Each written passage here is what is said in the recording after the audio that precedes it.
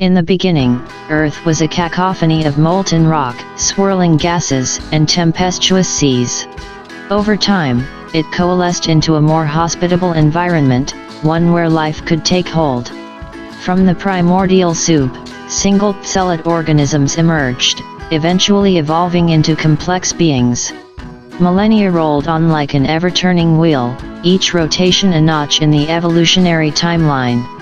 Among these beings, one stood upright and gazed upon the stars. This creature, this Homo sapiens, would alter the course of the planet like no other before it. With each generation, they advanced in intellect and understanding, crafting tools, harnessing fire, and forming societies. The first empires rose and fell like the tides, leaving behind vestiges of their existence, from the ruins of Babylon to the Great Wall of China. In the shadows of these great civilizations, something more sinister was at play. Unknown to them, a hidden force seemed to guide their most brilliant minds, an unseen hand shaping their future. Every so often, a genius would emerge, bringing forth innovations that defied understanding. Were these leaps in technology and thought random, or guided by someone else? Fast forward to the Renaissance, a period of renewed interest in the arts and sciences. It was a time when men like Leonardo da Vinci sketched designs for flying machines and concepts far beyond his era. Behind the closed doors of his workshop, his eyes would occasionally catch a glimpse of a shape, perhaps a geometric pattern, perhaps a symbol that he could not quite comprehend, yet felt compelled to incorporate into his work. The dark undercurrents continued through the Enlightenment, where reason and science took the forefront. Men like Isaac Newton laid the foundations for understanding the universe, while also dabbling in the occult. Manuscripts hidden away in secret vaults contained references to ancient artifacts, otherworldly objects that were said to hold immense power. Newton's public face was that of a scientist, but in private, he was consumed by an insatiable curiosity for these enigmatic relics. The Industrial Revolution brought about change at an unprecedented scale. Factories roared to life, churning out goods and altering the landscape. Yet, amid the grime and steam, scientists and inventors were drawn to something else, something unspoken. Nikola Tesla, for instance, envisioned technologies that could harness energies beyond imagination.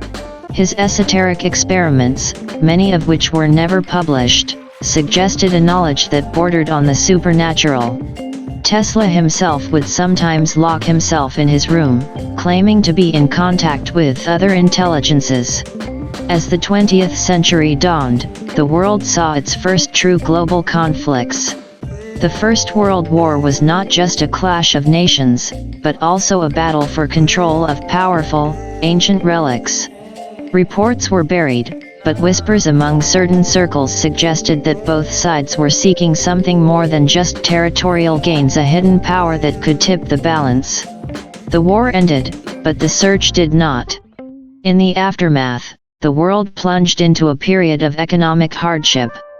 People struggled, suffered, and yet, the relentless march of progress could not be halted. Scientists like Albert Einstein changed the way we understood the universe, breaking down the walls of reality to peer into its very fabric. But Einstein too was plagued by dreams, visions of cosmic horrors, realities beyond comprehension that seemed to beckon humanity toward an uncertain destiny. As the 1930s rolled in, another conflict loomed on the horizon. The world had barely caught its breath when it was thrust into a Second World War, a conflict so devastating it would reshape geopolitics for the rest of the century. Once again, the search for ancient, powerful artifacts was a subplot to the larger narrative. Some say Hitler's obsession with the occult was not mere superstition, but a quest for an otherworldly advantage.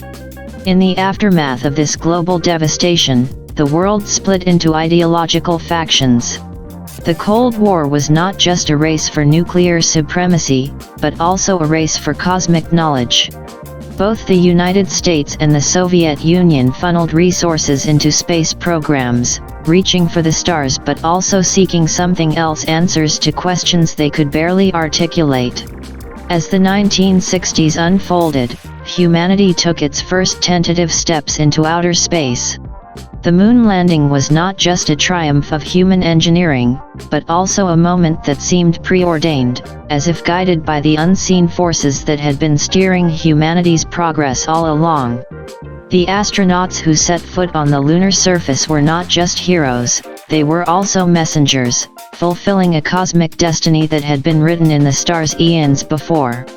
As the 1970s approached, society was in flux. The ideals of peace and love clashed with the realities of war and suffering. Yet, in the basements of government labs and the remote corners of secret military installations, work continued on projects that defied public understanding. The quest for ancient artifacts, the studies of otherworldly phenomena, and the probing of cosmic mysteries carried on, away from the public eye. Here, we pause our tale, at the cusp of a decade that promises yet more change, both wondrous and horrifying. As the 1970s dawned, Earth felt like a world on the verge of monumental change. A new wave of technological advancements beckoned, promising unprecedented control over the environment and even the human body. Computers, once the size of rooms, were becoming more compact and accessible. The first inklings of a networked world were emerging, facilitated by ARPANET, the precursor to the modern Internet. But this burgeoning digital realm was not merely a product of human ingenuity. Unbeknownst to all but a few, the rapid advancements in computing technology were guided by mysterious artifacts recovered from clandestine archaeological digs. Scientists who worked on these projects did so in secret labs, far removed from the eyes of the public or even their own governments. In medicine, the mapping of the human genome began in earnest. Yet, alongside ethical debates over the potential for genetic manipulation, a darker narrative unfurled. Some geneticists, working in the utmost secrecy, discovered sequences in human DNA that seemed non-random, almost as if coded messages were embedded within the very building blocks of life. The questions of who or what might have inserted these codes were subjects of fervent discussion in classified gatherings. In the realm of particle physics, the search for the God particle took on new dimensions. Theorists like Stephen Hawking began to put forth ideas that hinted at multiple universes and dimensions beyond human perception. Yet, even as these theories were lauded for their innovation, they drew from ancient texts and forbidden knowledge, casting shadows of inexplicable horror over their scientific veneer. Amidst the backdrop of the Cold War, covert agencies around the world escalated their efforts to obtain, study, and sometimes weaponize artifacts of unclear origin. The US had its Project Blue Book, ostensibly an investigation into UFO phenomena but also a cover for more esoteric research. The Soviet Union had its own clandestine programs, shrouded in even deeper layers of secrecy. Across the Atlantic, the European nations, recovering from the ravages of past conflicts, began to join forces in the realm of science and technology. CERN was established as a collaborative effort to probe the deepest mysteries of the universe. Yet, even here, in this citadel of human ingenuity, there were whispers of darker pursuits, of experiments that sought to open doors to realms best left unexplored. In Asia, ancient traditions of mysticism and spirituality began to meld with the new wave of technological advancements. In Japan, robotics research was conducted alongside studies into the nature of consciousness, fueled by both modern computing and age-old Buddhist philosophy. China's advancements in technology were similarly dual-natured, drawing from both cutting-edge research and ancient Taoist principles of balance and harmony. Africa, too, was a theater in this silent, global struggle for knowledge and power.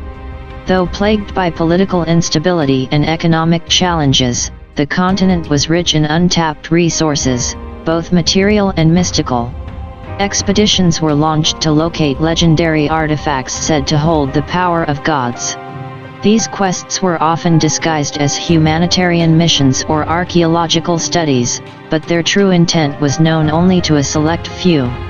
In South America, the Amazon rainforest became a focal point for both environmental activism and secret scientific endeavors. Deep within its labyrinthine expanse, flora of inexplicable properties were discovered, plants that could heal or kill with unparalleled efficiency. This botanical treasure trove was a source of both hope and dread, promising new medicines even as it hinted at darker possibilities. As the 1970s drew to a close, a sense of unease settled over the Earth. Environmental crises, from pollution to resource depletion, became impossible to ignore. Protests and activism surged, but so did counter-movements, fueled by interests that seemed almost inhuman in their disregard for life. Beneath the veneer of everyday events, under the cover of societal distractions, something was fermenting. It was as if Earth itself was holding its breath, waiting for what would come next. Here, we pause once more, standing on the edge of an era that promises to either unlock the untold potentials of human existence or unleash forces that could bring about its untimely end. As the 1980s arrived, the world entered an age of paradox. The East and the West remained locked in a Cold War, a deadly game of chess that threatened to tip into nuclear Armageddon at any moment. Simultaneously, the space race seemed to offer a vision of hope, a promise of a future where the heavens themselves could be conquered. Yet the rockets and satellites that soared towards the stars were two-faced. They were both explorers and weapons, depending on the will of those who controlled them. The technological boom continued to accelerate. Personal computers started to become household items, and video games transitioned from arcade cabinets to living room consoles. The global economy was more interconnected than ever, thanks to advances in telecommunications. The age of information was dawning, but it was an age with a dual nature. Alongside the Enlightenment came the potential for unprecedented surveillance and control. In the world of medicine, new breakthroughs held the promise of extending human life beyond its natural limits. The first successful heart transplant was a testament to the marvels of modern science. Yet, underground labs and secret government facilities were probing into far darker realms: genetic manipulation, cloning, and even experiments that touched upon the very essence of consciousness and identity. The world's political landscape was equally volatile. The rise of conservatism in the United States and the United Kingdom seemed to signal a retreat from the progressive ideals of the past decades. In the Soviet Union, the policies of glasnost and perestroika were opening up the nation to the world, but also sowing seeds of chaos. And in the Middle East, conflicts over territory and ideology were complicated by a new factor: the world's growing dependency on oil. Amidst all this, the covert struggle for otherworldly knowledge and power was intensifying. The artifacts, relics, and mysterious phenomena that had been the subject of whispered rumors for decades were now the focus of a secret arms race. The US had its shadowy agencies like the NSA and CIA, conducting operations that were unknown even to the president. The Soviets had their own equivalents, hidden subdivisions of the KGB, involved in activities that defied explanation.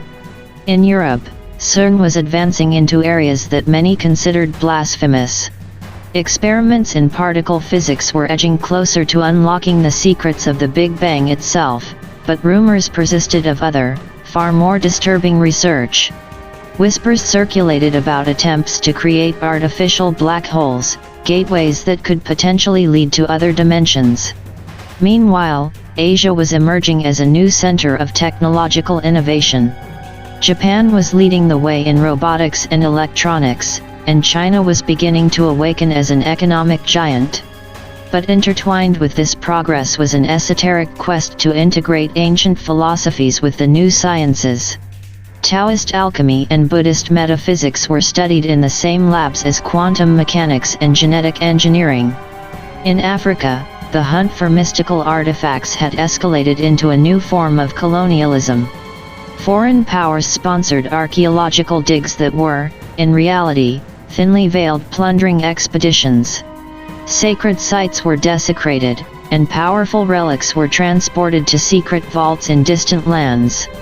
But Africa had its guardians, shadowy organizations that traced their lineage back to ancient empires. They watched, they waited, and they prepared for the moment when they would reclaim what was theirs. As the 1980s drew to a close, the world was a tapestry of contradictions.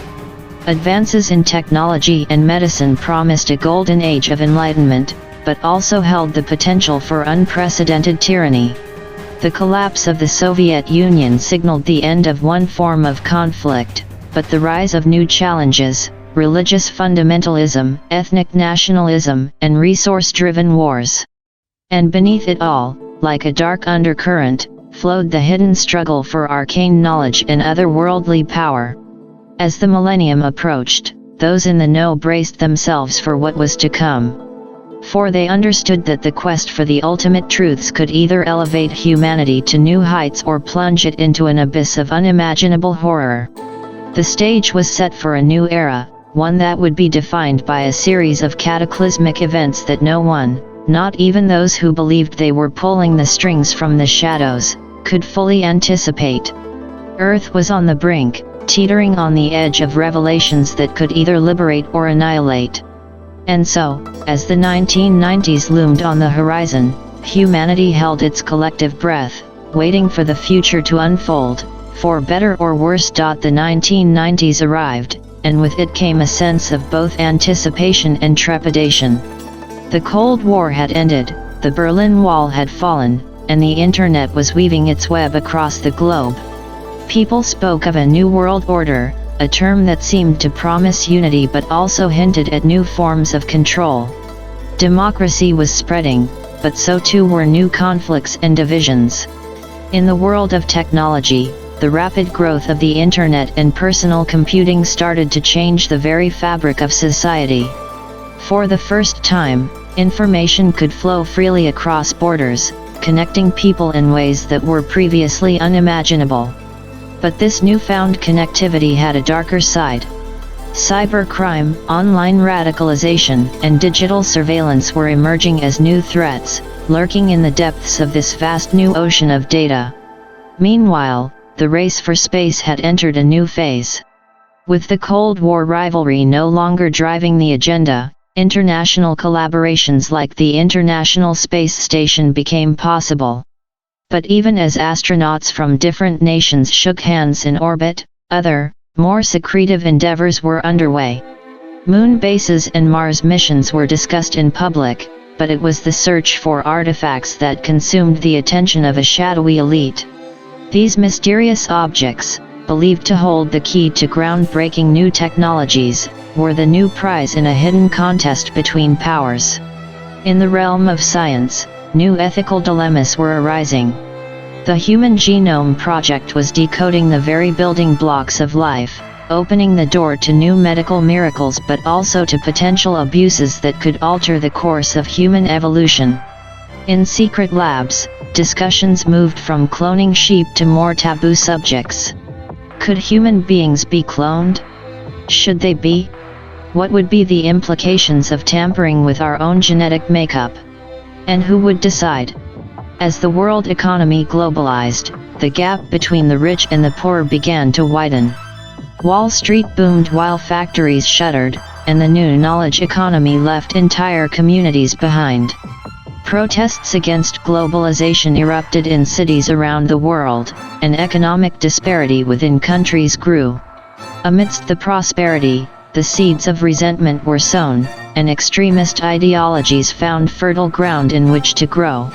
In the realm of geopolitics, the 1990s saw the rise and fall of attempts at peace.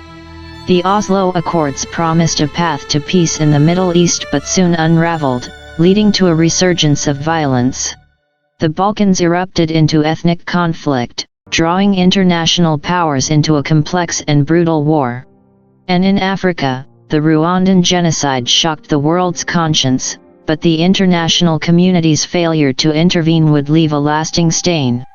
Unbeknownst to the public, a new form of colonialism was taking shape, driven not by nations but by multinational corporations.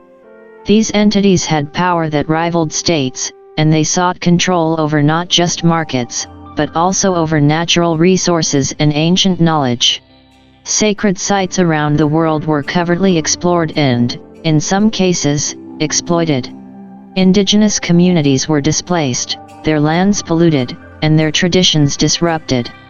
But they too had their protectors, individuals, and organizations committed to defending the old ways and keeping ancient secrets from falling into the wrong hands. As the millennium drew to a close, a sense of unease settled over the world. The Y2K bug became a symbol of the world's growing dependence on systems that were poorly understood even by those who built them. People spoke of the end of history, but it was becoming increasingly clear that a new era was dawning, one that would challenge the very foundations of civilization. As the clock ticked closer to the year 2000, ancient prophecies and millennial cults gained new followers.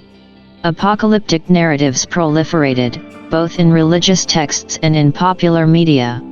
The tension was palpable, like the air before a storm. It was as if the world was holding its breath, waiting for a future that was uncertain but also inevitable. Would the new millennium bring the enlightenment that so many craved, or would it plunge the world into chaos? Hidden from public view, a select few prepared for both possibilities. Deep underground bunkers were readied, not just for natural disasters but for other, more esoteric threats. Research into psychic phenomena, interdimensional travel, and even time manipulation was conducted in secret facilities, away from the prying eyes of ethics committees and the public. And so, as humanity stood at the threshold of a new century, it faced choices that would determine its destiny for generations to come. Would the secrets to the artifacts and other mysteries be used to elevate human consciousness and solve the world's problems, or would they be weaponized, leading to an era of unparalleled tyranny and destruction? The answers to these questions were not yet known, but the moment of decision was rapidly approaching. Earth was at a crossroads, and the path it chose would set the course for not just the next decade, but for the rest of its future. In this universe or any other. The clock hands moved inexorably towards midnight, marking the end of December 31st, 1999, and the dawn of a new millennium. Across the world, people held their breath, half in anticipation of the celebrations to come, and half in dread of the Y2K bug, a software flaw that many feared would cause widespread computer failures. As the seconds ticked away, the world collectively exhaled. The dreaded bug turned out to be largely a non-issue. Humanity stepped into the 21st century relatively unscathed, but with a heightened sense of its own fragility. In the years that followed, the digital revolution continued to shape lives. The internet became not just a luxury but a necessity. Social media platforms emerged, knitting the world closer together even as they sometimes drove ideological wedges between communities. Meanwhile, a newfound focus on renewable energy sources signaled a slowly growing awareness of the planet's ecological vulnerabilities. Solar and wind energy farms began to dot landscapes, and electric cars became a more common sight. The first decade of the 2000s also brought challenges and tragedies. Terrorism, both domestic and international, shook nations to their core. Natural disasters seemed to increase both in frequency and intensity, lending a grim credence to the warnings of climate scientists. Economic recessions left many questioning the very foundations of global capitalism. Yet, scientific exploration flourished. Rovers on Mars sent back images that captured the public imagination. The mapping of the human genome promised medical revolutions. It was as if each pinnacle of human achievement whispered to the next, urging it to climb even higher. In this atmosphere of apprehension mixed with awe at one's own capabilities, a breakthrough came that would set the stage for a divergence from the world as we know it.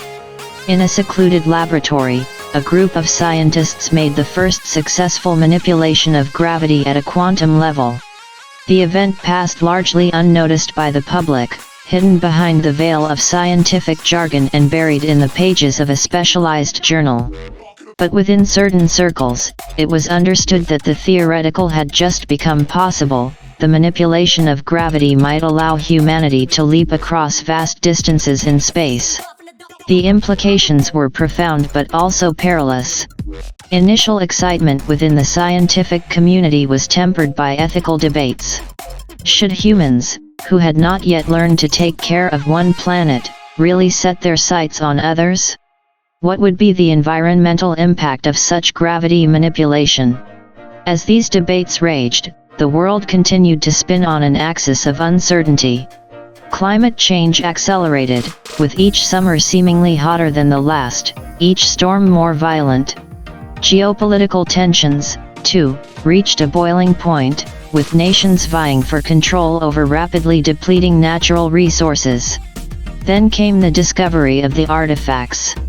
Origin unknown, their architecture was unlike anything ever seen, and they seemed to resonate with the same quantum gravitational fluctuations that the scientists had been studying. The artifacts held knowledge, vast, incomprehensible knowledge that led to the invention and eventual perfection of the grav drive, a technology that could bend gravity and warp space-time. It was the dawn of a new era, one that promised to expand humanity's reach to the stars. But the cost was immense. Early prototypes of the grav drive, crude as they were, wreaked havoc on Earth's already fragile atmosphere. It began sputtering out into space, as one scientist gravely put it. A clock started ticking, a countdown to an exodus unlike any in human history. The world's governments and organizations united as never before, working against the clock to create a fleet of spaceships equipped with grav drives. Humanity had just 50 years to evacuate Earth. It was a project of unprecedented scale, dwarfing even the most ambitious endeavors of the past. People from all walks of life, engineers, farmers, doctors, artists, were trained for life in space and on other planets. Massive ships were constructed, each a self-sustaining world designed to carry a fragment of humanity to a new home among the stars. Earth's greatest landmarks, the Shard in London, the Empire State Building in New York, the Burj Khalifa in Dubai, were chronicled and digitized, a poignant archive of a dying world.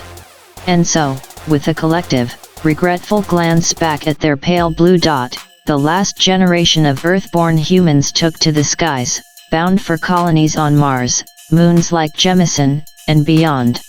Earth was left to its quiet ruin, a monument to both human ingenuity and folly. Its once teeming landscapes were now barren, its bustling cities reduced to silent relics. But as the ships soared through the void, a profound shift occurred in the collective consciousness of their passengers. For the first time, humanity was united, not by nationality, language, or creed, but by a shared history and a common destiny.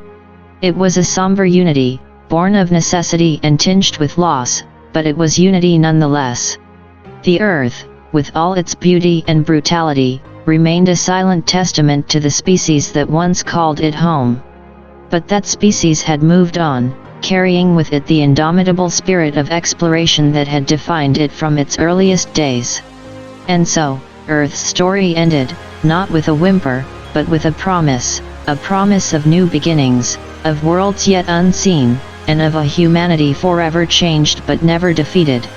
In the annals of the universe, on the ships and colonies far from the desolate Earth, people would recount this tale. It was their origin story, a narrative of both caution and hope, and it was told with the solemnity of a sacred text. Earth may have been a cradle, but it was no longer home. Home was among the stars, in the vast, uncharted expanses of space. And there, in the dark, endless void, humanity's new story began. By the year 2130, the prototype grav drives had been through rigorous testing, and the first wave of colonial ships had been launched. While they had not yet reached their destinations, the drive's functioning had exceeded all expectations. The Earth, however, was showing alarming signs of rapid atmospheric deterioration. Scientists, armed with data that was becoming increasingly difficult to refute, were growing increasingly concerned. It was around this time that Dr. Eleanor Lansing, a leading physicist in the Grav Drive project, discovered a correlation between the activation sequences of the Grav drives and abnormal spikes in atmospheric decay. She presented her findings to the United Colonies Scientific Committee in a closed-door meeting. The room was heavy with the weight of her revelations. A divide grew within the scientific community. One faction, led by Dr. Lansing, advocated for halting all Grav drive activations until the technology could be made safe if it could be made safe. The other faction, driven by a blend of ego, fear, and a desperate hope for the future, argued that the drives were humanity's only hope. They believed the colonization of other planets was the only viable plan for survival and that the risk to Earth's atmosphere was an unfortunate but necessary sacrifice. The general populace remained blissfully ignorant of these debates, their attention focused on the construction of what would be the United Colonies' most significant achievement, New Atlantis, the flagship colony on Jemison.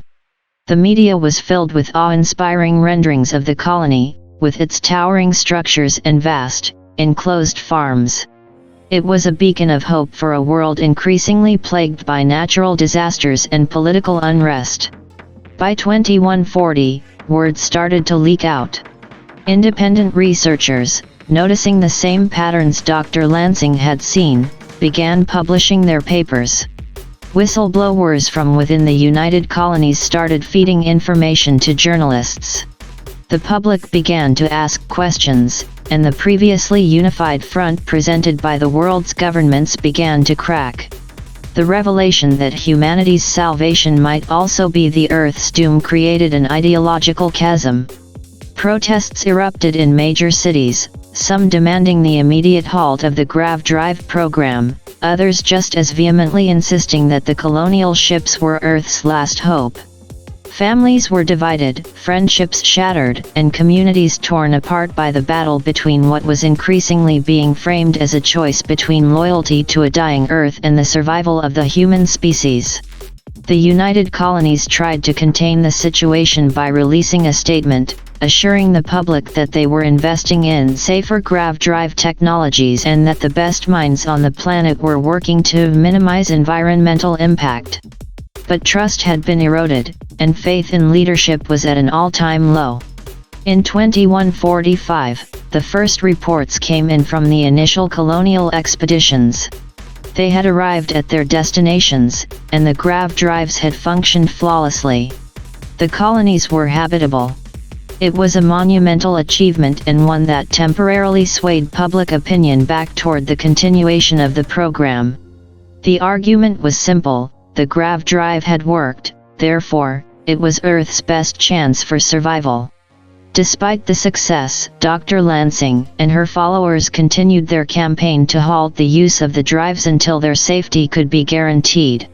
They were now armed with more data than ever, and the Earth's deteriorating atmosphere was becoming impossible to ignore.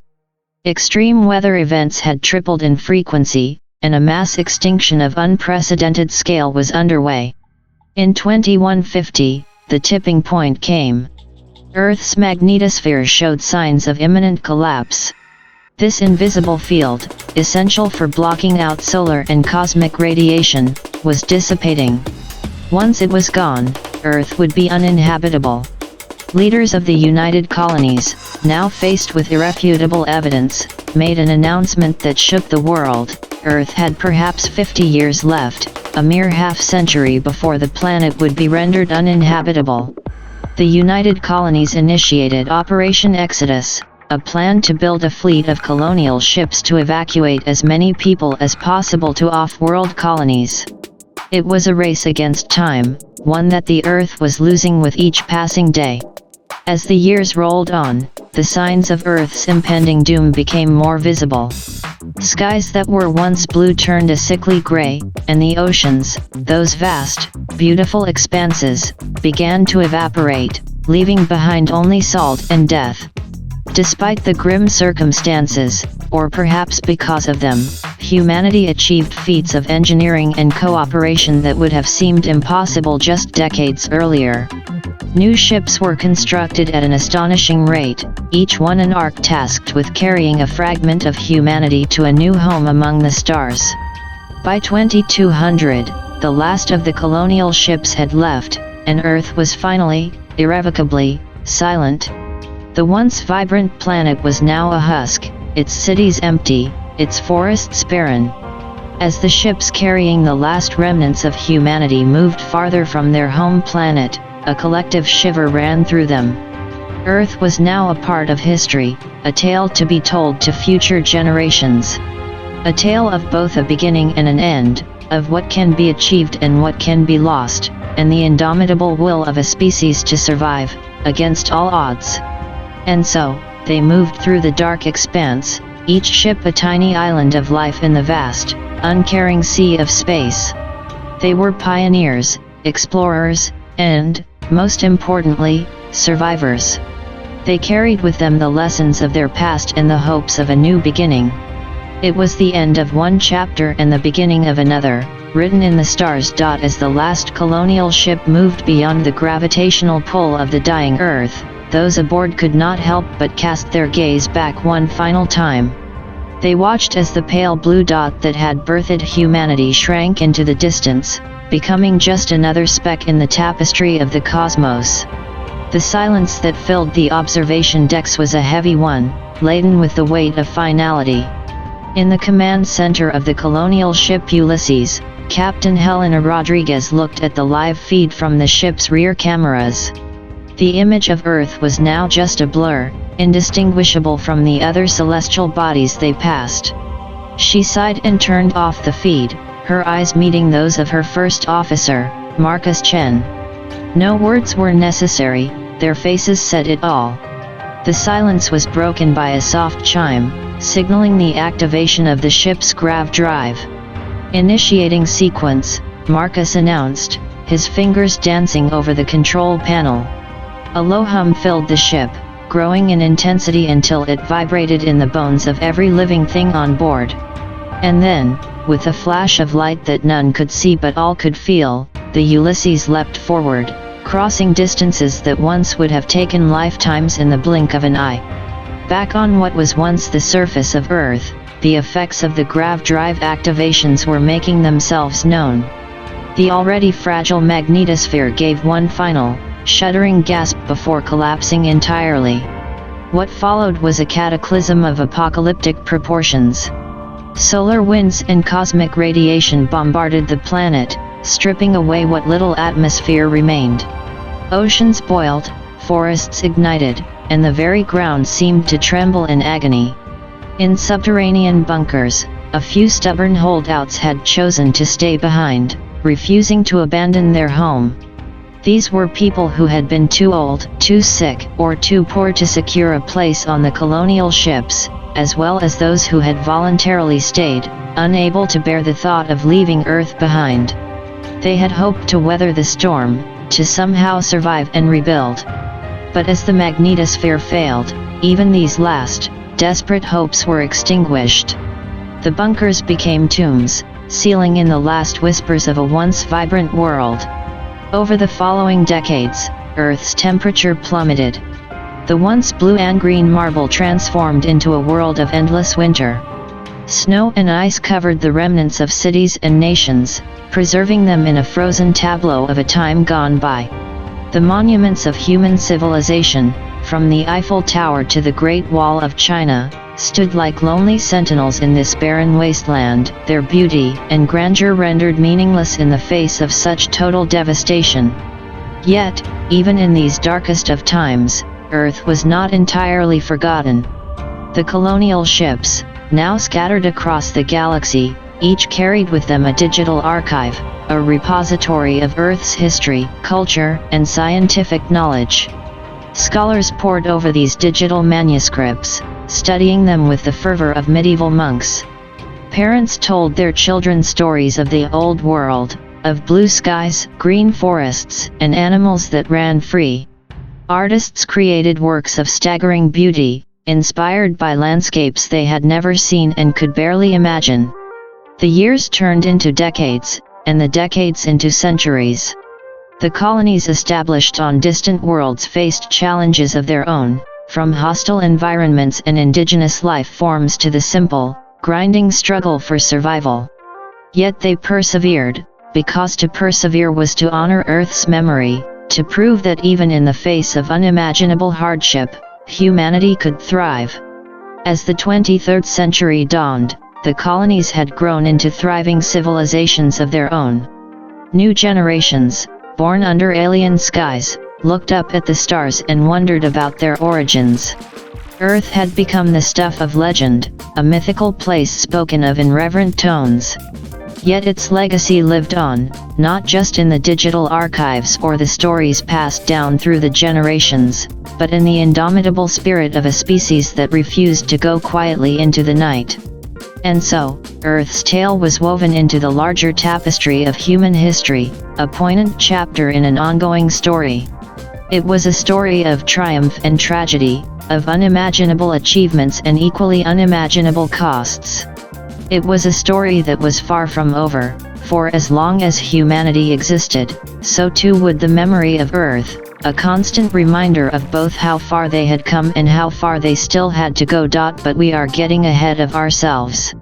Back in the 22nd century, the situation was far more precarious, and the fate of Earth still hung in the balance. Year 2150. The discovery that Earth's magnetosphere would collapse within the next 50 years sent shockwaves through the global community. Governments, already strained by the challenges of climate change and dwindling resources, found themselves grappling with an even greater existential threat. A series of international summits were hastily arranged, and for a brief moment, the fractious disputes that had long divided humanity seemed to pale in comparison to the looming catastrophe. While the public was told that the situation was under review, behind closed doors, the debate was fierce. Scientists presented a range of options, from ambitious geoengineering projects to boost the failing magnetosphere, to the construction of subterranean cities designed to withstand the worst of the solar winds. Yet, each proposal was met with skepticism, as the financial and logistical challenges they posed were immense. Year 2165. By now, the development and testing of the grav drive were well underway, albeit in the utmost secrecy. The technology promised a way out, an escape hatch to other, more hospitable worlds. Yet the ethical implications were troubling. Early prototypes had shown that the grav drive's manipulation of spacetime could have unforeseen and potentially catastrophic consequences. A small but vocal group of scientists within the program raised alarms, arguing that to proceed without fully understanding these risks was tantamount to playing God. Their concerns were ultimately overruled, dismissed as overly cautious or even alarmist. The grav drive was humanity's best hope, the argument went, and time was a luxury they could not afford. Year 2180. The first colonial ships, equipped with the now fully operational grav drives, began their journeys to distant worlds. These were one-way trips, and those who boarded knew they were leaving behind everything and everyone they had ever known. The ships were heralded as the arks of the New Age, carrying the seeds of humanity to far-off lands. Still, the secrecy surrounding the grav drive's potential side effects remained, hidden in confidential reports and locked away in secure databases. Year 2190. On Earth, the situation had become dire. The magnetosphere's decline had accelerated, and the first of the predicted solar storms began to hit. Catastrophic fires, power outages, and failures in electronic communication became commonplace. In the subterranean bunkers, now home to a significant portion of Earth's remaining population, life had become a daily struggle for survival. Year 2203. Earth was declared uninhabitable. The last of the colonial ships left, not with a sense of adventure and hope, but with a heavy heart and a burden of guilt. Those who watched the ships leave from the bunkers knew they were witnessing the end of an era. Year 2250. The colonies on planets like New Atlantis on Jemison and Aquila had grown into burgeoning societies. They had faced countless challenges, from adapting to new ecosystems to establishing governance and economic systems from scratch. Yet they had also seen incredible advancements, spurred on by the need to adapt and the absence of old Earth's bureaucratic red tape. Technology, medicine, and even social systems had evolved in ways that would have been unimaginable just a century ago. Year 2300. As the colonies continued to thrive and expand, the Earth became something of a myth, a legend passed down through generations. Expeditions were occasionally sent back to survey the state of the home planet, but these were largely symbolic.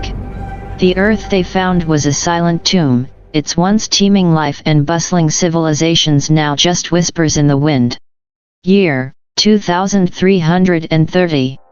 Humanity had spread across the galaxy, with colonies on countless planets and moons. Each had its own unique challenges and opportunities, but all were united in their shared history, a history that began on a small, blue planet in the corner of the Milky Way. Earth may have been lost, but it was far from forgotten.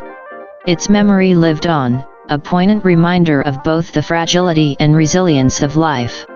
And so, as the colonial ship Ulysses prepared to initiate another grav-drive jump, this time to an unexplored system well beyond the known galaxy, Captain Helena Rodriguez took a moment to reflect. She thought of Earth, of the uncountable sacrifices and indomitable spirit that had led humanity to this moment. With a nod to her first officer, she gave the command, and the ship leapt forward into the unknown, carrying with it the hopes and dreams of a species that refused to be defined by its past, but instead looked ever forward to the infinite possibilities of the future. On one of her rare days off, Captain Helena Rodriguez found herself wandering the halls of the Museum of Human History on New Atlantis. It was a sprawling complex, housing artifacts and memorabilia from Earth, a planet she had never seen but had heard about all her life. She was particularly interested in the section dedicated to Earth's final years, a chapter of human history shrouded in both awe and regret. The museum had painstakingly recreated a room full of Earth artifacts.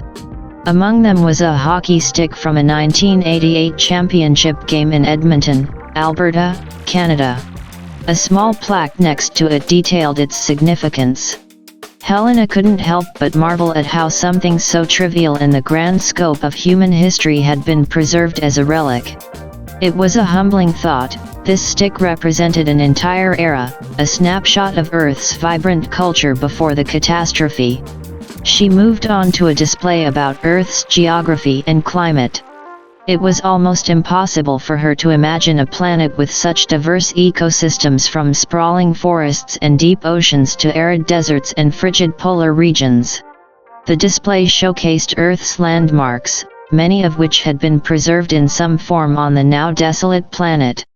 The Shard in London, the Empire State Building in New York, the pyramids in Cairo, each a monument to human ingenuity and a somber reminder of what was lost. An interactive map caught her eye. It highlighted the disastrous meteor impacts that Earth had suffered over the years, each leaving its mark on the planet's crust. The map also indicated the locations of old NASA equipment left behind, lonely sentinels from a time when the planet was the center of humanity's universe. She then came across an exhibit that displayed minerals and resources found on Earth: lead, iron, water, among others. These were the building blocks of early human civilization, the foundation upon which empires were built. Now they lay scattered across the barren landscape, valuable only for their scientific interest. A note mentioned the solar storm seasons on Earth due to its collapsed magnetosphere. It stated that radiation-free nights offered a safe travel time, while the lack of a protective field during daylight left the planet vulnerable to radiation harm. The last section was perhaps the most poignant. It dealt with the grav drive, the technology that had both saved and doomed humanity. The exhibit was careful in its wording, avoiding any direct blame, but the implication was clear. The grav drive, for all its marvel, had consequences that were not fully understood until it was too late. The ethical debates surrounding its development and deployment were summarized, capturing the tension of a species on the brink, forced to make unimaginable choices. As Helena exited the museum, she felt a complex mix of emotions: pride in what humanity had achieved, sorrow for what it had lost, and a renewed sense of purpose. She was a child of the colonies, born in a world far removed from Earth, but the planet's history was her history, its lessons her lessons. In that moment, she understood that Earth was more than just a cautionary tale, it was a testament to human resilience, a chapter in an ongoing story that she and her people would continue to write, one decision, one discovery, one moment at a time. Helena's thoughts were interrupted by a gentle ping from her communicator. It was a message from Lieutenant Kurosawa, her second in command. She glanced at it briefly, noting it was just a routine update, and decided it could wait a few more minutes. She had entered a section of the museum that seemed to be a pilgrimage site for many visitors, the Gallery of Earth's Last Monuments. The room was dimly lit, illuminating the remaining landmarks on Earth that had withstood the test of time and calamity. A detailed hologram in the center displayed the planet, rotating slowly, with points of light marking the location of each landmark. Visitors could interact with the hologram to learn more about each point of interest. Curiosity piqued, Helena approached the hologram and selected the point representing the Gateway Arch in St. Louis, USA. The screen displayed archival footage of the arch, once a symbol of westward expansion and now a relic on a deserted planet. Its stainless steel gleamed in the artificial sunlight of the exhibit, a haunting contrast to the current images showing it standing alone in an arid wasteland. The arch had once framed a city, now it framed desolation. She then touched the point for the Shanghai Tower in Shanghai, China. The exhibit detailed how this towering skyscraper was once among the tallest structures made by human hands. It had survived largely due to its unique design, engineered to withstand extreme winds and earthquakes.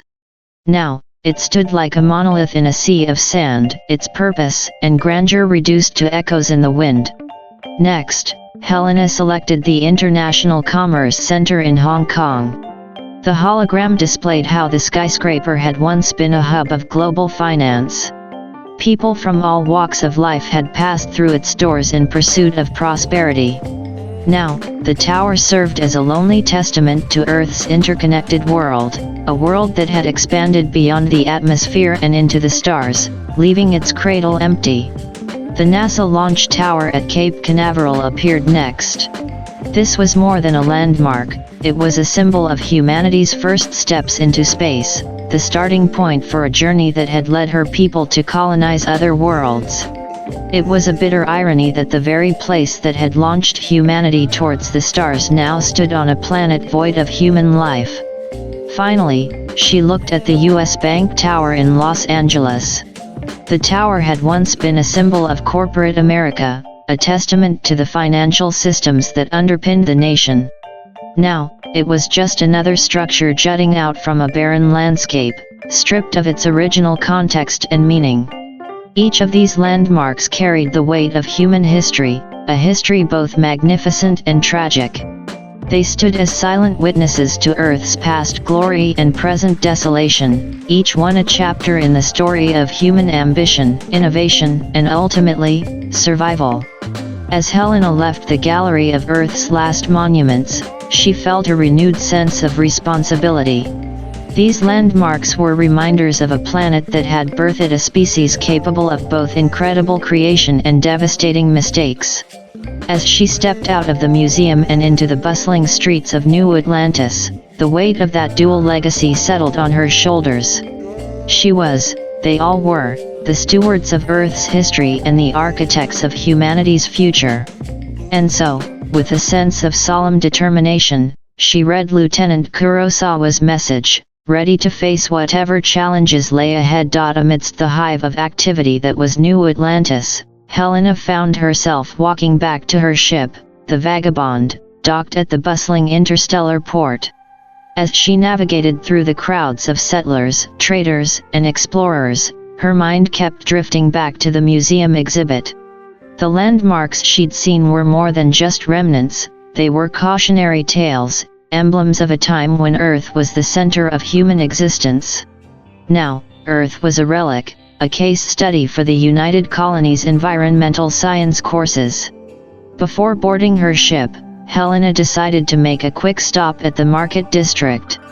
She was greeted by an array of colors and sounds, vendors peddling everything from exotic spices from distant colonies like Aquila to tech gadgets that promised to make life in space more bearable.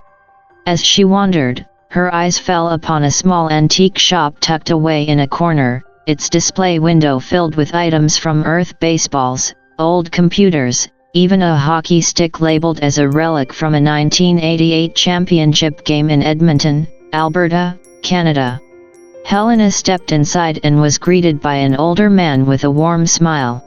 "Welcome, welcome. How can I help you today? Looking for a piece of Earth to take with you?"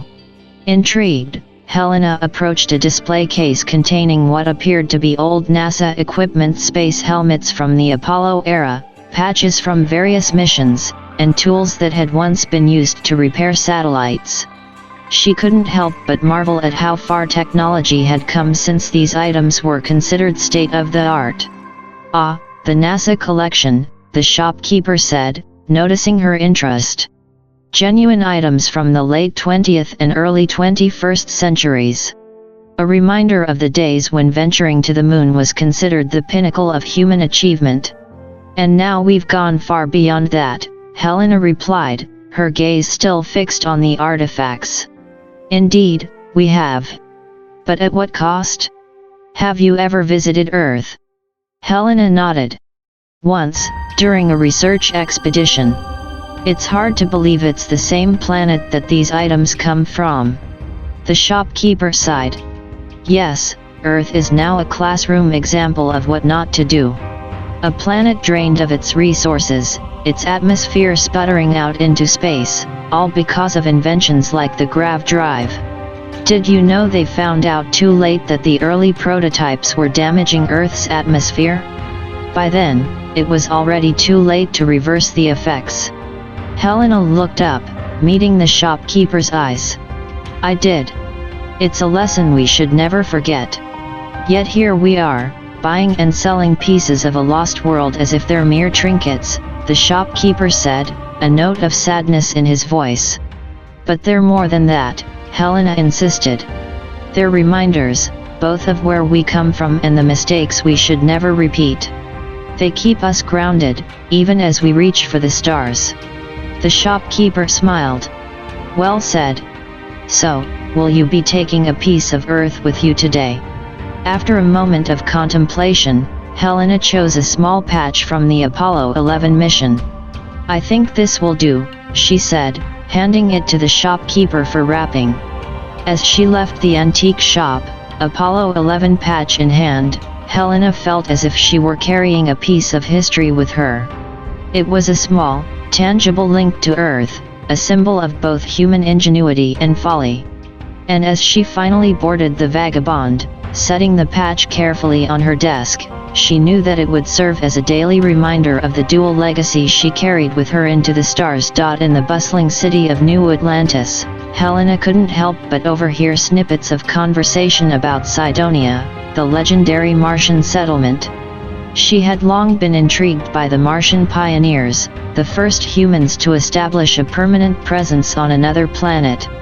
These settlers were originally Earthlings, but over generations, they had come to identify themselves as Martians, and later as Cydonians, named after their settlement. Helena found herself at a local tavern, where a group of off-duty spacefarers were deep in conversation. Among them was an older man, Captain Arlo, known for his vast experience in interstellar navigation and his deep knowledge of space history.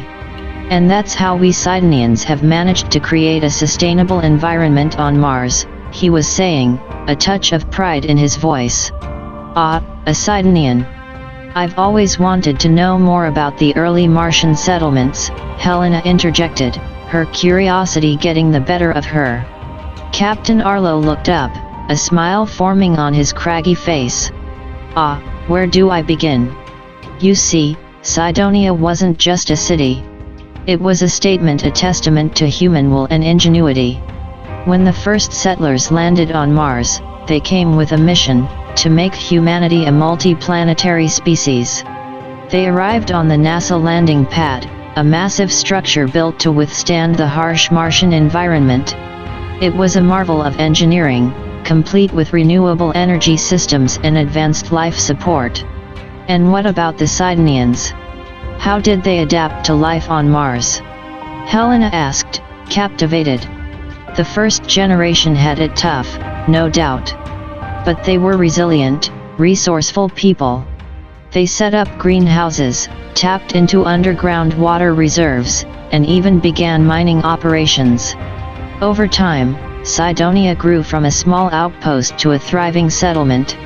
And the people, well, they began to see themselves as Martians. Their identity shifted, especially as Earth's situation worsened. Cydonia became more than just a settlement, it became a symbol of hope, of human survival against all odds." Helena listened intently, marveling at the tale of survival and transformation. "And now, Sidonians are considered the Martians of this universe," she said, trying to wrap her head around the epic scale of the journey. "Exactly," Captain Arlo nodded. "We Sidonians are proud of our Martian heritage. While we'll always remember Earth that's imprinted in our history, we look to the future. Mars is our home now, and Cydonia is its beating heart." As Helena left the tavern, she felt a renewed sense of awe for the Sidonians and their incredible journey. The story of Cydonia was not just a tale of colonization, it was a story of transformation, of humans adapting and evolving to meet the challenges of a new world. And as she walked back to her ship, she couldn't help but think that the spirit of Cydonia, resilient, pioneering, ever adaptive, was a beacon for all of humanity, a guiding light as they ventured deeper into the unknown reaches of space. In the years that followed, Helena found herself returning to Cydonia multiple times for various missions and assignments. Each visit deepened her understanding of the Sidonian way of life. On her latest trip, she was tasked with transporting a shipment of rare minerals back to New Atlantis. Helena took this opportunity to visit the Cydonia Museum of Martian History, a place she had heard much about but never had the chance to visit. As she walked through the museum, she was struck by the rich tapestry of stories and artifacts that chronicled the Sidonian journey. One exhibit that caught her eye was dedicated to the first Martians, the pioneers who had arrived at the NASA landing pad all those decades ago. Their names were etched onto a wall, accompanied by holograms of their faces and brief biographies. "These were the visionaries," said an older woman standing beside her, pointing at the wall. "People like Dr. Eleanor Chang, who developed the first Martian greenhouse technology, or Captain Marcus O'Brien, who led the first successful mining expedition." Helena nodded, captivated by the personal stories behind the grand narrative. They were pioneers in the truest sense. Indeed, the woman agreed. And they set the stage for what Cydonia is today, a thriving hub of science, technology, and culture.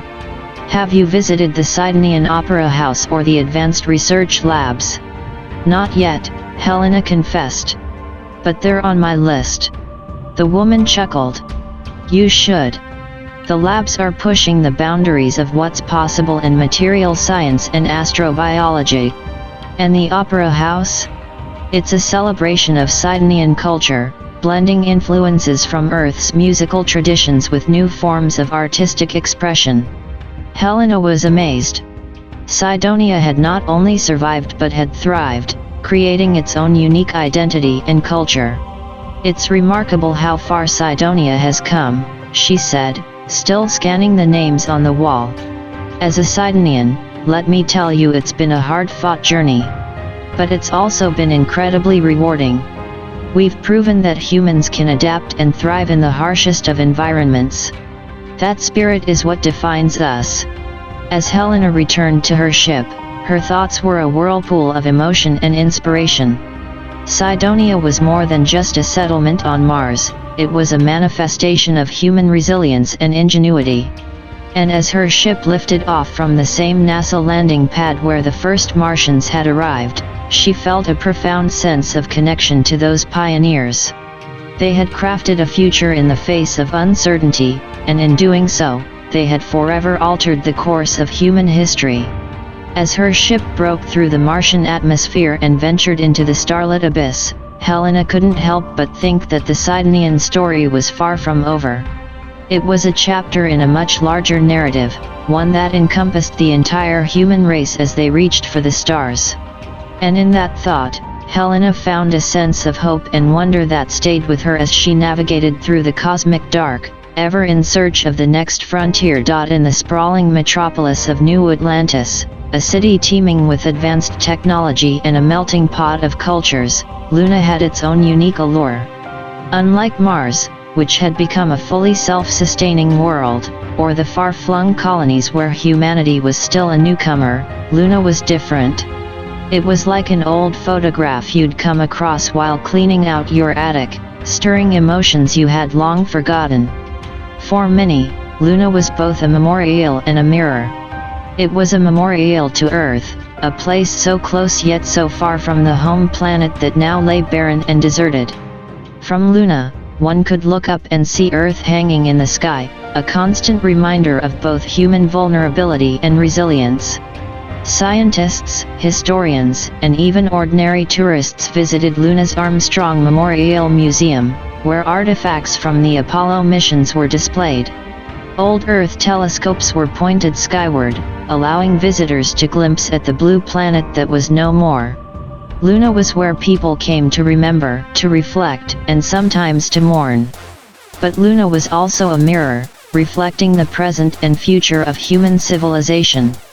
The lunar bases had grown into bustling hubs of activity, brimming with research labs, trade centers, and residential zones. The moon was rich in resources like helium-3, vital for fusion energy, making it an economic powerhouse in its own right. Companies from various colonies had set up mining operations, and an entire industry had developed around space tourism. "Experience Earth's beauty from Luna," the advertisements said, offering virtual reality tours that replicated famous Earth landscapes, now lost forever. It was this duality that made Luna compelling. Unlike Earth, which had become a cautionary tale, a place where automated drones collected samples in a lifeless wasteland, Luna was alive and thriving. People visited it not to confront their past mistakes but to celebrate their enduring spirit. Luna served as a living repository of human history, preserving the old while embracing the new. Dr. Laura Vasquez, a leading astrobiologist based in New Atlantis, found herself on a shuttle to Luna for a scientific conference. As the shuttle descended onto the lunar surface, she looked out the window at the Earth above. A sense of melancholy washed over her. She thought of the countless species that had been lost, the forests and oceans that had vanished. Then her eyes shifted to the lunar base growing larger in her view, a hub of human ingenuity and a beacon of what humanity could achieve. As she stepped onto lunar soil, Laura felt a strange sense of homecoming. Here, on this barren rock, humanity had built something extraordinary. And as she walked into the conference center, ready to discuss the latest advancements in astrobiology, she was reminded of why Luna was so frequently visited. It was more than just a satellite orbiting a lost planet, it was a testament to human will, a symbol of their indomitable spirit. And so, as people looked toward venturing deeper into the cosmos, Luna remained a vital touchstone, a place to honor what had been lost and celebrate what still could be. It was humanity's first step into the broader universe, and it would forever be a part of their journey, no matter how far they traveled among the stars. Not far from the Lunar Conference Center, a group of young engineers and researchers from Cydonia on Mars were huddled together in a lunar cafe. They were sipping on synthesized coffee, a luxury on Mars but quite common on Luna. Some were first-timers, their eyes wide with the novelty of being on Earth's closest celestial neighbor. Others were returnees, seasoned by multiple interplanetary journeys. Alan, a robotics specialist from Cydonia, looked around the cafe and said, "You know, it's strange how we were more drawn to Luna than Earth itself. You'd think people would want to visit their ancestral home more often." Sophie, a geologist, nodded. "It's the proximity to Earth without the sorrow of it. Luna doesn't carry the weight of our mistakes. It's a sanctuary." "And don't forget the practicalities," chimed in Dev, a resource manager. "Luna is rich in essential materials, and its low gravity makes it far easier and cost-effective to launch missions to other parts of the solar system. It's a gateway as well as a haven." Just then, their holographic table buzzed with a news alert. The headline read, "New artifacts discovered on Earth. Could this be the missing link to pre-destruction culture?" Alan sighed. "See, even when they talk about Earth, it's as if they're talking about an archaeological site, not a home." Sophie looked thoughtful. "Well, Earth is our past, Mars is our present, and who knows what's our future. But Luna is timeless. It's the bridge between what we were and what we could become." As the group settled into an animated discussion about the future of human colonization in the galaxy, a lunar local named Mia, who ran the cafe, listened intently. She had heard similar conversations before. After all, her cafe was a favorite among the scientific community. But every time she heard the young minds discuss the possibilities and potential that lay ahead, she felt a surge of hope. Mia remembered the stories her grandparents had told her about Earth, filled with green landscapes, blue oceans, and open skies. They were stories of beauty but also warnings of what could happen if humanity wasn't careful. Luna was a testament to that cautionary tale, a monument to human adaptability, and a promise of mindful progress. As the young researchers left the cafe, energized and hopeful, Mia looked out of her window at the Earth above, now just a pale orb in the sky. She felt grateful for Luna, this little piece of rock that had given humanity a second chance, a stepping stone and a sanctuary. Perhaps that's why people often returned to Luna but not Earth itself. Luna was not a scarred reminder of failure but a living example of resilience. And as long as that duality existed, Luna would continue to be the touchstone for generations to come, a grounding point in the ever-expanding universe. It was a constant in a sea of variables, a home in the boundless, often uncertain tapestry of space. Earth, now more a symbol than a habitat, had become a poignant absence in the tapestry of human expansion. While Luna served as a bustling hub and Mars as a symbol of human adaptability, Earth remained the ghost haunting the narrative of human progress. It was a planet bound in chains of cautionary tales, lessons learned too late. Now, in the year 2330, Earth was not a destination, not a place to build upon or extract from, it was an epitaph to a past era. The remaining landmarks, like the Empire State Building and the pyramids, stood like ancient monoliths to a forgotten civilization. Occasionally, a research mission would be sanctioned to Earth. These missions were not for resource gathering but for data collection, aimed at the academic community interested in pre-destruction Earth. They would scan the deserted ruins, collect soil and air samples, and very rarely, recover an artifact that had somehow survived the decay. But the costs and emotional toll of these missions were high, and they were infrequent. In truth, Earth had become a planet-sized museum, its silence narrating a story more effectively than any guide could. The closest most people got to Earth was from the safe distance of a passing spaceship, where they could see the barren surface and the eerily quiet landmarks through their viewing ports. It was a sight that filled the observer with both awe and an overwhelming sadness, a potent reminder that this was the stage where the drama of human history had first unfolded. Earth was no longer the universe's bazaar filled with the raw materials of potential, it was a somber cathedral of introspection. A place where one could reflect on the dichotomy of human capability, the potential for both creation and destruction. It was an unintended monument to humility, an ever-present shadow in the backdrop of human endeavor in the stars. It was not used for mining or settlement, for its atmosphere was hostile and its resources depleted. It was not a place of pilgrimage, the emotional burden of standing on its lifeless soil was too heavy to bear.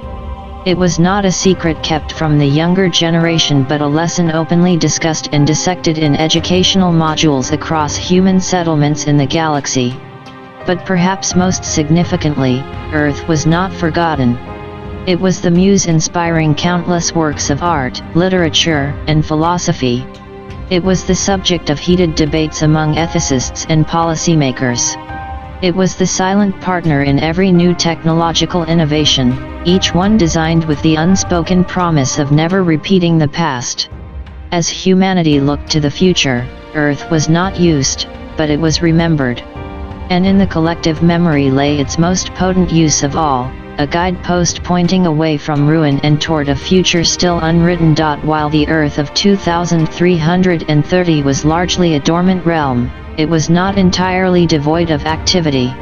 There were those curious souls who would venture to this desolate world to conduct scientific research, often taking back samples that would be studied for years.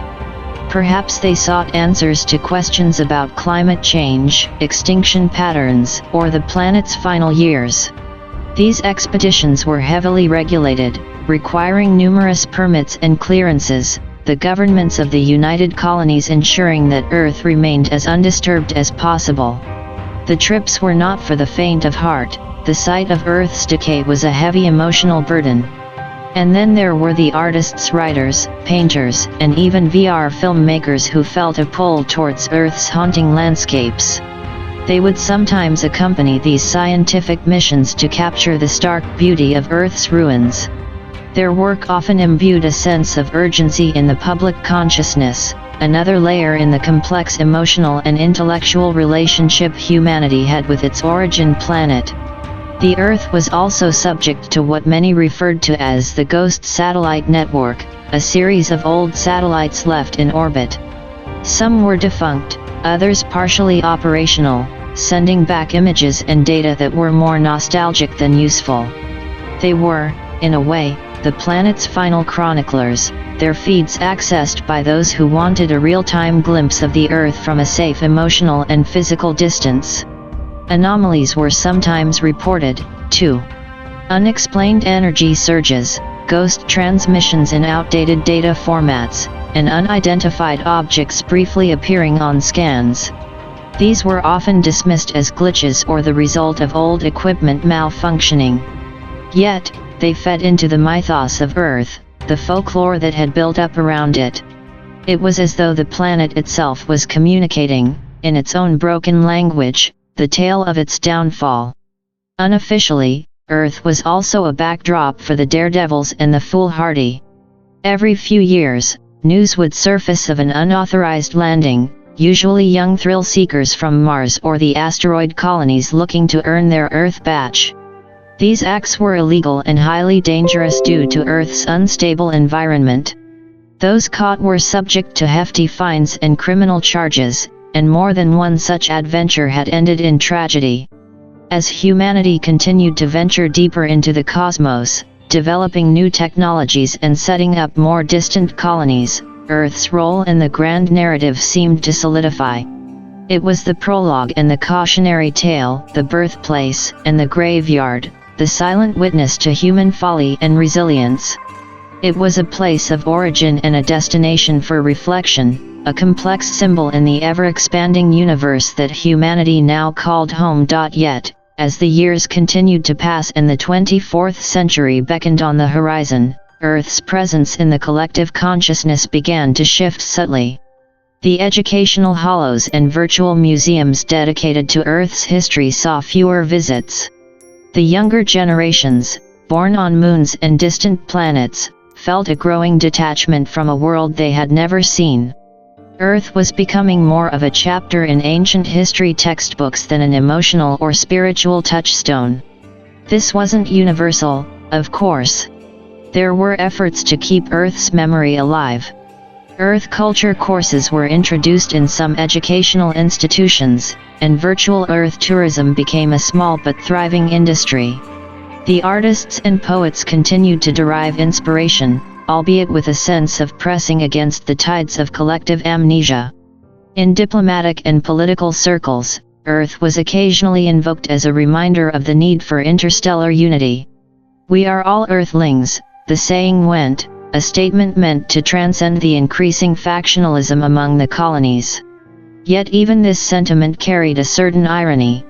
Earth, the planet that had once divided humanity through arbitrary geopolitical lines, was now a symbol of a shared heritage that was fading into obscurity. The United Colonies maintained a single automated station in Earth's orbit, a platform equipped with sensors and communication equipment. Officially, it served as a monitoring post, keeping an eye on the planet's decaying environment. Unofficially, it was Earth's last sentinel, a lonely guardian that beamed back data mostly consumed by machines rather than human eyes. As the decades rolled on, Earth settled into this quiet, somewhat forgotten role. It had become the backdrop against which the drama of human expansion and exploration continued to unfold, its whispers drowned out by the noise of a universe bustling with life and possibilities. But for those who still listened, who took the time to sift through the data, to look at the images, or to read the stories and poems penned in Earth's memory, the planet offered a solemn lesson. It stood as a monument to both the fragility and resilience of life, a silent testament to the human capacity for both creation and destruction. Earth may have been a shadow of its former self, but it was a shadow that stretched across the cosmos, touching the hearts and minds of those willing to remember. And so, as the stars continued to twinkle in the night skies of 1,000 different worlds, Earth spun quietly on its axis, its story a closed book that lay on the shelf of human history, waiting for the rare reader to open its pages once more. Indeed, the end for now. But stories are like ripples in a pond, they continue to resonate long after the stone has sunk. Earth's tale may have closed one chapter, but its impact, its legacy lives on in every human heart that beats in the far reaches of space. And who knows? Perhaps one day, another chapter may yet be written. Indeed, the story of Earth isn't confined to the geographical boundaries of a celestial orb floating in the vacuum of space. No, the essence of Earth, its soul, if you will, has always been its people. It's in the myriad cultures that sprouted on its surface, in the languages that echoed across its lands, and in the ideologies that clashed and merged and evolved over millennia. Earth was never just a planet, it was a tapestry woven from countless individual threads, each representing a story, a life, an aspiration. Each thread colored by the regions from which they hailed, the East and the West, the North and the South. Each imbued with the essence of hometowns, of bustling cities and sleepy villages, of democracies and monarchies, of laws and the spirited individuals who dared to challenge them. And so, while the rock we once called Earth may now lie desolate and forgotten in the grand tapestry of the universe, its essence has been exported to the farthest reaches of space. Its indomitable spirit courses through the veins of every human who has ever looked up at the stars and dared to dream. This spirit animates the colonies on distant moons and planets, in settlements that bear the architectural, cultural, and emotional imprints of their earthly origins. It is present in the laws that govern new societies, in the rebels who question those laws, and in the artists who dare to dream of yet another world, yet another future. The coordinates may have changed, the backdrop of our lives may now be the unfathomable depths of space, punctuated by stars we've yet to name. But the story of Earth continues to unfold in each and every one of us, wherever in the cosmos we may find ourselves.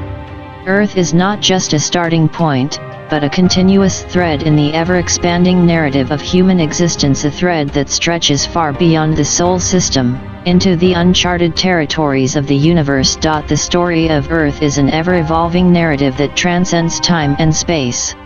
While the planet itself may have undergone irrevocable changes, the essence of what makes Earth lives on in the hearts, minds, and actions of its people. It's a legacy carried forward by every individual who takes a step on a foreign planet, who gazes upon alien skies and sees not just celestial bodies, but the potential for new stories, new beginnings. The spirit of Earth is immortal, continuing to shape the future, no matter how distant or different that future may be. Thus, the story of Earth will never truly end, it will perpetually be written in the annals of human endeavor, carried like a torch through the dark expanse of the universe, lighting the way for generations to come. And that is how the story of Earth will never end.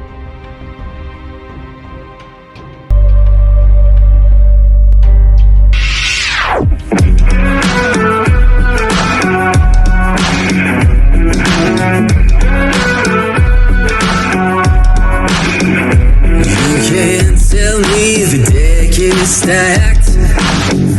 You can whisper behind my back. You can show me how the odds are up against me all day long. But I've been through the fire and come out alive, and there's no more fear in my eyes. Oh, now I'm rising, and you can't bring me down. You can't stop me now.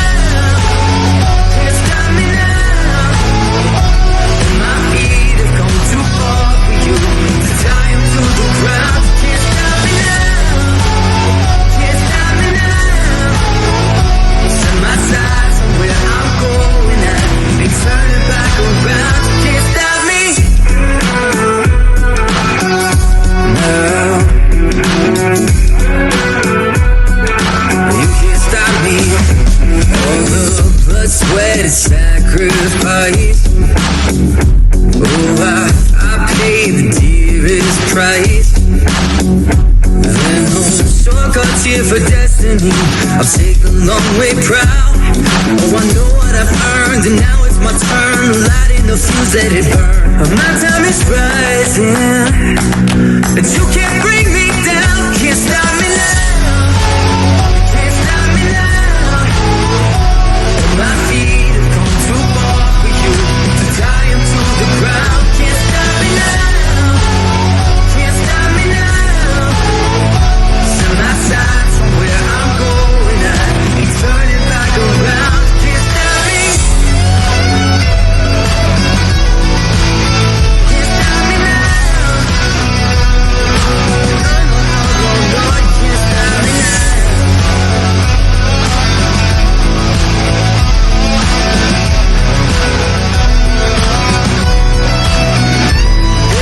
The calm before the storm.